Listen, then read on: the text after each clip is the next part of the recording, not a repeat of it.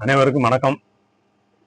அன்பு astrology channel வழங்கும் அன்பே யோகம் நிகழ்ச்சியில் இன்று நாம் 12 ராசிகளுக்கும் லக்ன பலன் என்ன என்று பார்ப்போம் நண்பர்களே.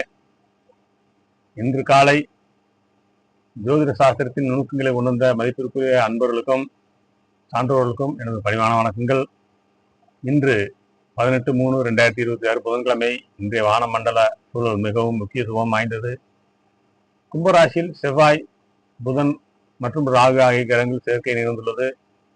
சூரிய பகவான் பூரட்டாதி நட்சத்திரத்தில் சஞ்சரிக்கின்றார். இந்த விசேஷமான கிரக அமைப்புகள் 12 லக்னத்தாருக்கும் இத்தகைய நட்பலனை வழங்கப் போகிறது என்று விரிவாக பார்ப்போம் நண்பர்களே. மேஷ லக்ன நேர்களே, லக்ன அதிபதி செவ்வாய் 11ஆம் இடமான லாபஸ்தானத்தில் புதன் மற்றும் ராகுவுடன் இணைந்துள்ளார். முயற்சியுடையார், இயற்கையார் என்பதற்கேற்ப உங்களின் நீண்ட நாள் திட்டங்கள் இன்று கைகூடும். தொழில் ரீதியாக ஒரு கௌரவமான உயர்வை தேடி வரும். 11 ராகு இருப்பதாலும் சூரியன் 12 சஞ்சரிப்பதாலும் அரசு வழி காரியங்களில் சற்று நிதானம் தேவைப்பட்டாலும் லாபம் என்பது உறுதியாக உள்ளது.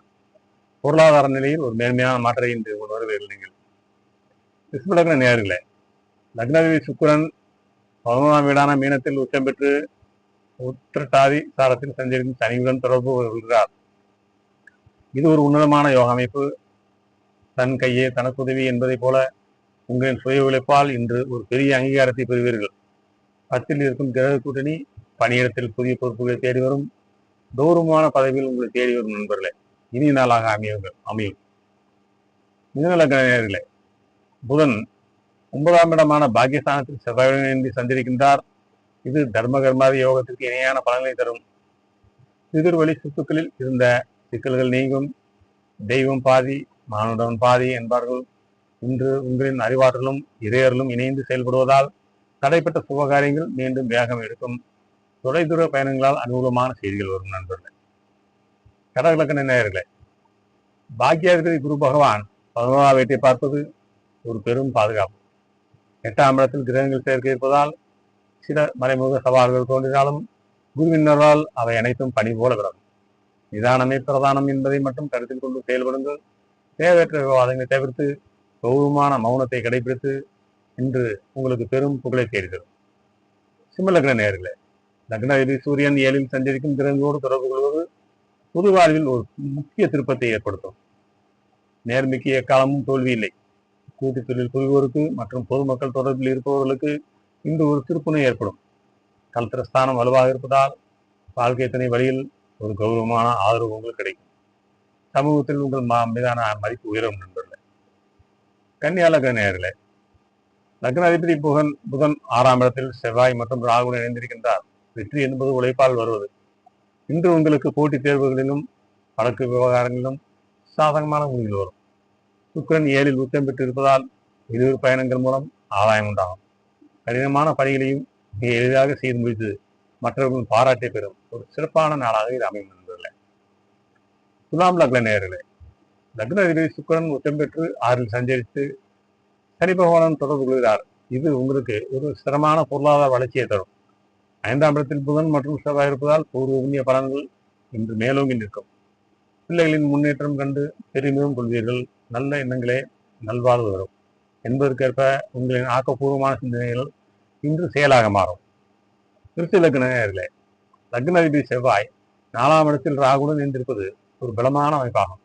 சொத்து சேர்க்கை மற்றும் வாகனம் வாங்குதல் தொடர்பான முயற்சிகள் வெற்றியை தரும். இல்லறமே நலரும். குடும்பத்தில் அமைதியும் கௌரவமும் சூழலும் நிலவும் நண்பர்களே. 10ல் இருக்கும் கேதுவின் சஞ்சாரம் உங்களை ஆன்மீக பாதையில் அழகாக சிந்திக்க வைக்கும். உத்தியோகத்தில் மேலதிகாரிகள் நட்பதை பெறுவீர்கள். தனுசு லக்ன நேயர்களே, லக்ன அதிபதி குரு பகவான் 6ல் இருந்தாலும் 3ஆம் இடத்து கிரகங்களின் பலம் உங்களுக்கு அபாரமான தைரியத்தை தரும். துணிவே துணை என்பது உங்களுக்கு இன்று பொருந்தும். தகவல் தொடர்பு மற்றும் எழுத்து துறையில் இருப்பவர்களுக்கு இது பொற்காலமாகும். சுகாதார வழியில் சகோதர வழியில் இருந்த கசப்புகள் நீங்கி ஒரு சமூகமான சூழல் ஏற்படும். புதிய முதலீடு செய்வதற்கு இது ஒரு உகந்த நாளாக இருக்கும் நண்பர்களே. மகர லக்ன நேயர்களே, லக்னாதிபதி சனி பகவான் 2ஆம் இடத்தை பார்ப்பதும் 2ல் செவ்வாய் புதன் சேர்க்கையும் பொருளாதார ரீதியாக உங்களை ஒரு உன்னத நிலைக்கு கொண்டு செல்லும். சிக்கனம் சீர்தரும். பேச்சில் கண்ணியமும் கௌரவமும் நிறைந்திருக்கும். குடும்பத்தின் தேவைகளை நிறைவேற்றுவீர்கள். சமூகத்தில் செல்வாக்குமிக்க மனிதர்களின் நட்பு இன்று உங்களுக்கு ஒரு புதிய பாதையை காட்டும். கும்ப லக்ன நேயர்களே, லக்னத்திலேயே 3 கிரகங்கள் சங்கமித்திருப்பது ஒரு அபூர்வமான காலம். இது உங்களின் ஆளுமை திறனை உலகிற்கு வெளிப்படுத்தும். தன்னம்பிக்கையே வாழ்வின் அஸ்திவாரம். சனி பகவான் 2 சந்திருப்பதாலும் ராகு லக்னத்தில் இருப்பதாலும் வெளிநாட்டு தொடர்பு மூலம் ஆதாயம் உண்டு. எந்த காரியத்தை முடித்தாலும் விடாமல் செய்து முடிப்பீர்கள். உங்களின் கௌரவமான செயல்பாடுகள் அனைவரையும் வியக்க வைக்கும். நண்பர்களே, மீன லக்ன நேயர்களே, உங்கள் லக்னத்தை பொறுத்தவரை லக்னத்தில் உச்சம் பெற்ற சுக்கிரன் உங்கள் வாழ்க்கையில் ஒரு வசந்த காலத்தை தோற்றுவிப்பார். மகிழ்ச்சியை மாமருந்து. 12 செவ்வாய் புதன் இருந்தாலும் குருவின் பார்வை உங்களுக்கு ஒரு கவசமாக இருக்கும். சுப செலவுகள் உண்டாகும், ஆனால் பயணங்களால் மன நிம்மதி கிடைக்கும். உங்களின் கௌரவத்திற்கு எவ்வித குந்தகமும் வராமல் கிரகங்கள் உங்களை பாதுகாக்கும் ஒரு சிறப்பான நாளாக இது அமையும்.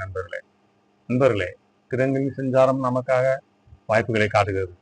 அந்த வாய்ப்புகளை விவேகத்தோடு பயன்படுத்திக் கொள்வது நம்முடைய கையில் உள்ளது. இந்த நாள் உங்களுக்கு இனிய நாளாக அமைய வாழ்த்துகிறேன். நண்பர்களே, என் அன்பு அஸ்ட்ராலஜி சேனலை இதுவரை சப்ஸ்கிரைப் செய்த பார்த்த அனைத்து சகோதர சகோதரிகளுக்கும் இதுவரைக்கும் நன்றி.